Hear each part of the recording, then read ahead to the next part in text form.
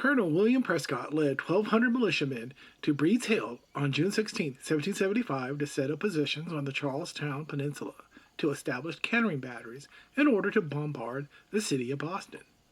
Breed's Hill was chosen over Bunker Hill because it not only had a better view of the city of Boston, but it had better natural defenses, which would require less fortification than the nearby Bunker Hill.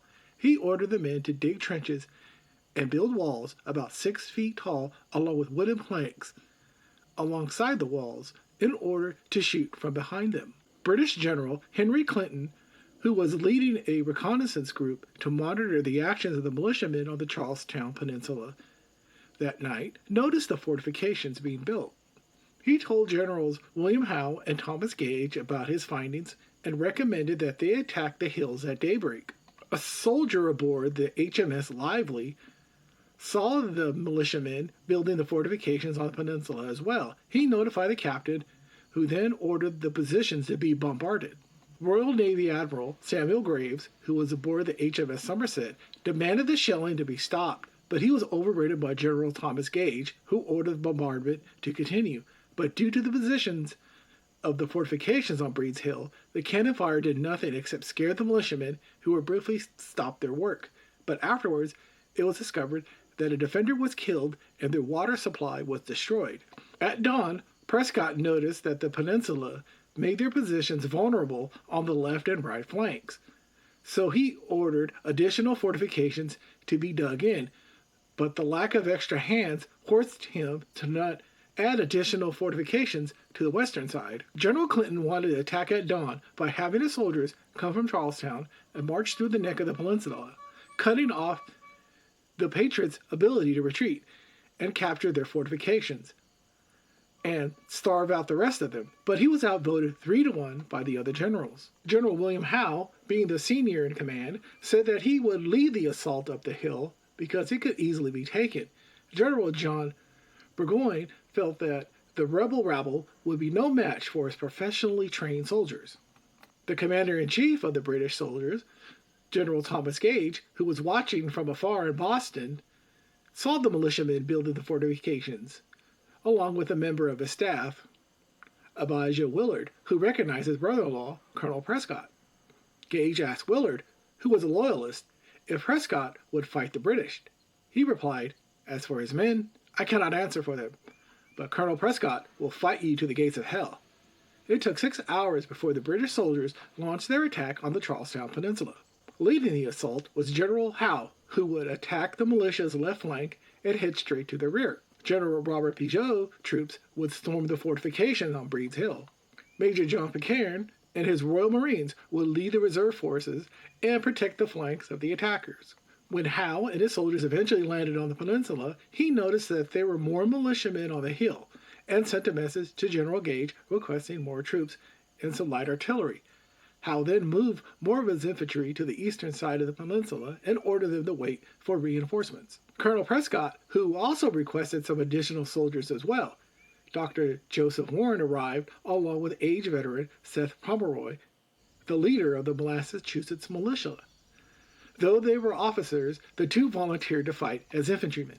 New Hampshire regiments under the command of Colonels John Stark and James Reed arrived to shore up the defenses on Breed's Hill. General Howe's hesitation to attack the Patriots' positions while waiting for more troops allowed for more reinforcements of militiamen to arrive. The last of the Patriots to make it across the Charlestown Peninsula were several regiments from the Massachusetts militia, led by Colonel Benjamin Woodbridge. General Israel Putnam, who was commanding the troops on the peninsula, tried his best to direct the traffic of the militiamen moving to their positions on Breed's Hill, but due to the constant barrage of cannon fire from the British ships and artillery batteries, his orders weren't very clear, leaving a lot of men to wander around between Bunker and Breed's Hill, causing a lot of confusion between them and their officers.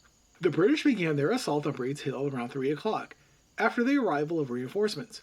General Pigott's troops were pinned down due to sniper attacks coming from the town of Charleston.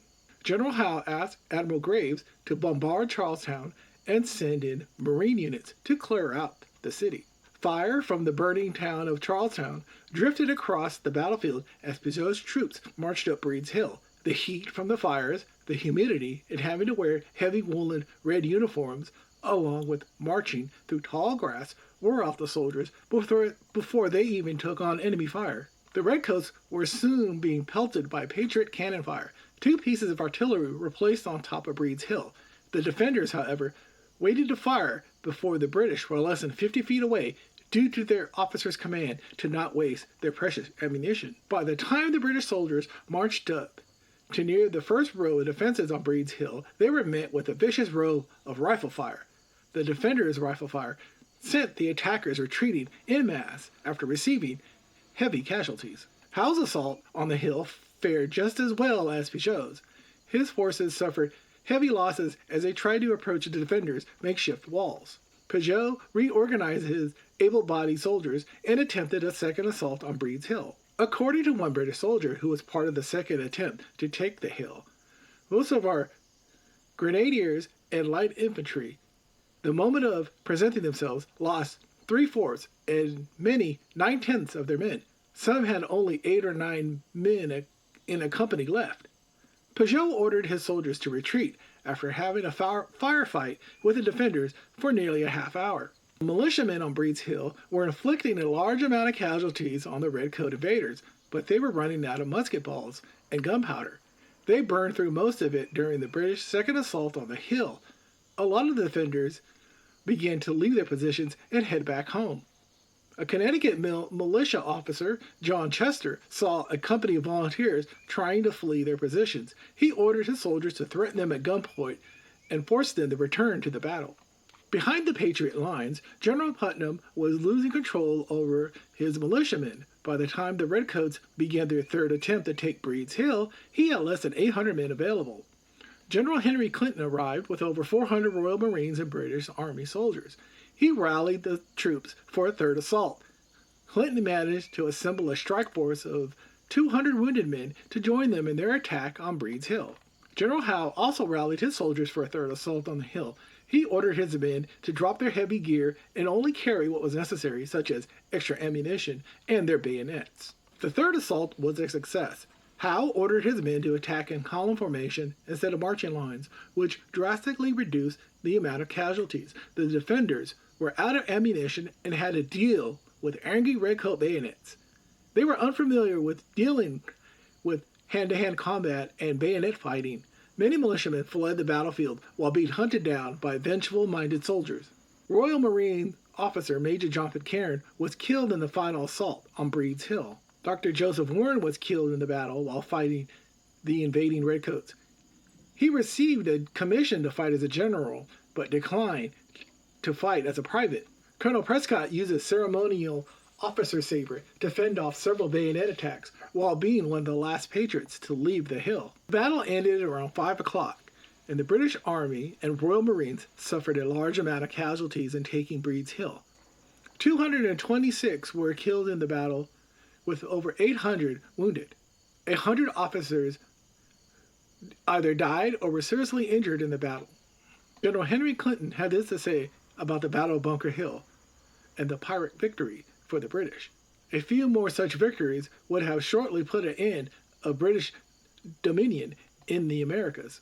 General John Burgoyne, who initially called the militiamen rebel rabble, changed his views about the Patriots after the battle, saying about them as they retreated from the Charlestown peninsula, "They took no flight. It was even covered with bravery and military skill." General Putnam tried to rally the retreating militiamen at his location on top of Bunker Hill, but failed to do so as they were too busy fleeing from the bayonets of the redcoats, who chased them out of the area and back to Cambridge. The Patriot defenders suffered over 400 casualties. 140 were killed in the battle.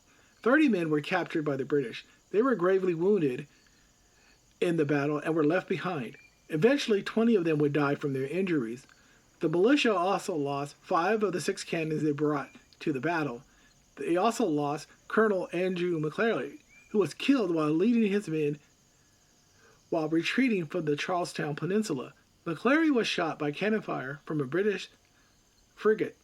His last words were, "The ball has not yet cast that will kill me."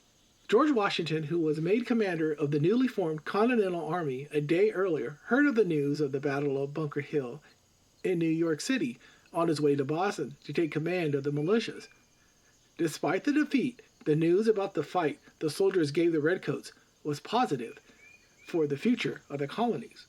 King George III received the news about the Battle of Bunker Hill a month later, and he was furious and refused to hear any further negotiations from the American colonies and considered them committing an act of rebellion. The fallout from the Battle of Bunker Hill cost General Thomas Gage his position as Commander-in-Chief of America and was replaced by General William Howe officially a few months later.